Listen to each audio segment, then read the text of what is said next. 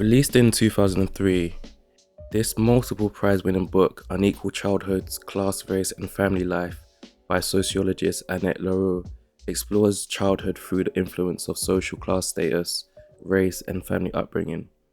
Leroux explores the differences between middle-class and working-class families' approach to child rearing and development. I'm pretty sure her surname's Leroux, but if I'm butchering it, my apologies. In the meantime, don't forget to like and subscribe to the channel. Tell us what you think in the comments.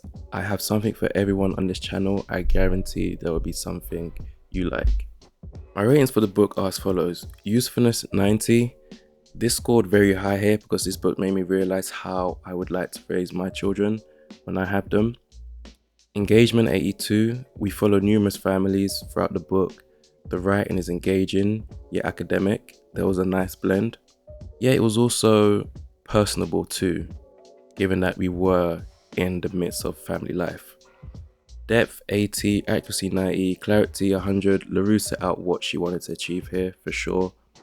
Uniqueness 95, book cover 83, overall score 87.22. In her seminal study, Leroux and her team were in the homes of several families that were selected. They were wallflowers to some extent. They rode along with families in their cars, they were there during activities, and in their home life as well. Even in her explanation of the study, Leroux was able to showcase the differences between working class and middle class families quite well. A lot of the poorer families didn't live in the best areas, and the researchers didn't always agree with what was going on in the homes, given that of course that they'd have their own life experiences. But I respect the fact that they were able to be professional and uphold the integrity of the study.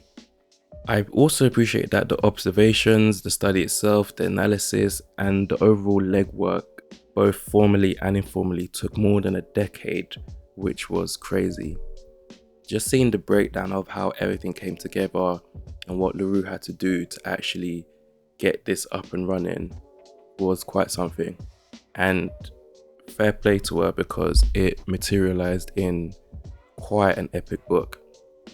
In Unequal Childhoods, Leroux also attempts to challenge social scientists and their way of thinking about equality in America.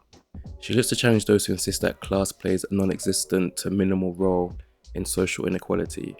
And she also looks to challenge those who look for specific patterns and variables, like a mother's level of education, household income, etc., as singular factors for inequality. In this book, every family has its own chapter.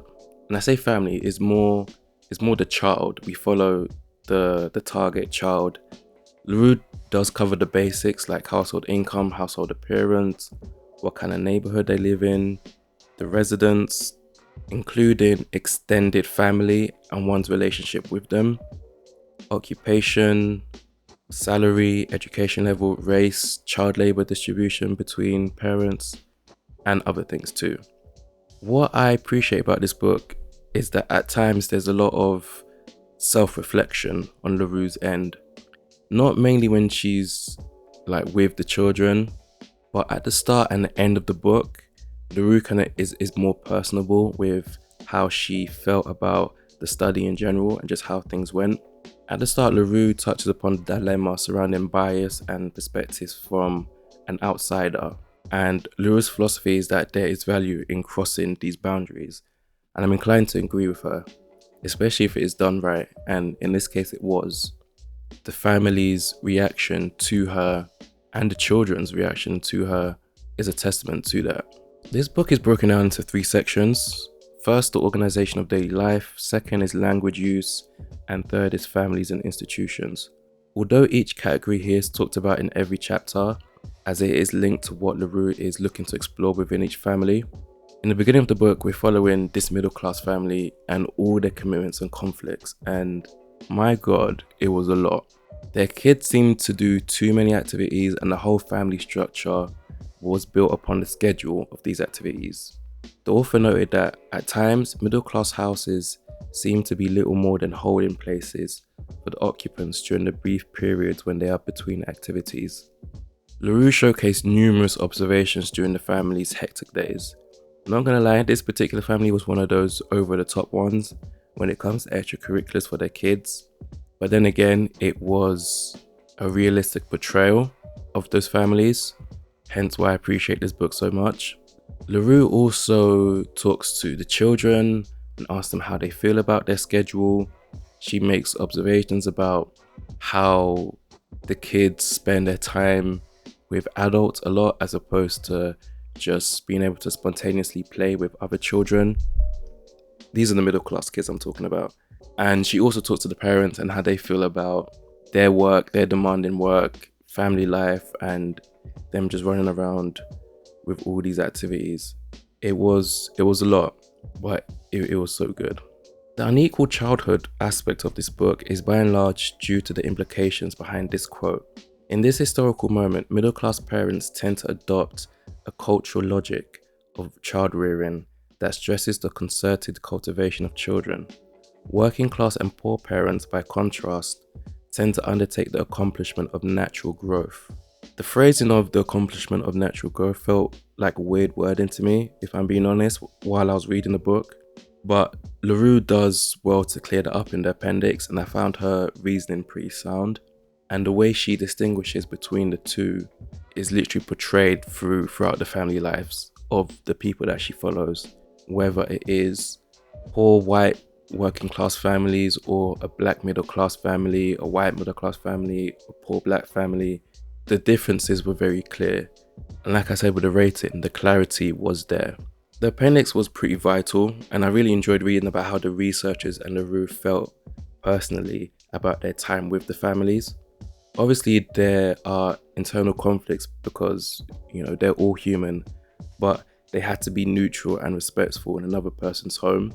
Reading the researcher notes about their reaction to certain situations with the family was funny at times. The frustration, the restraint, the whirlwind of emotions, it was good. And I like that we got that at the end after we got through, the professional stuff, the academic portrayal of the families. And then we get to see hints of what the researchers were feeling at certain times. This was an excellent book, as you can probably tell by my rating. I highly recommend it for those who want to read about the operational side of family life, plus just more about class and race. And it was interesting to see the differences between the parents and how they consciously and subconsciously thought about child rearing and development and all that good stuff. And also the children as well. There was big differences in how the children played, what they did with their time, the things they were allowed to do, their home life, their school life, of course. Very, very interesting book. I highly recommend it. I have a playlist of book reviews for you to check out. There will definitely be something there for you. Thank you for watching. Thank you for listening.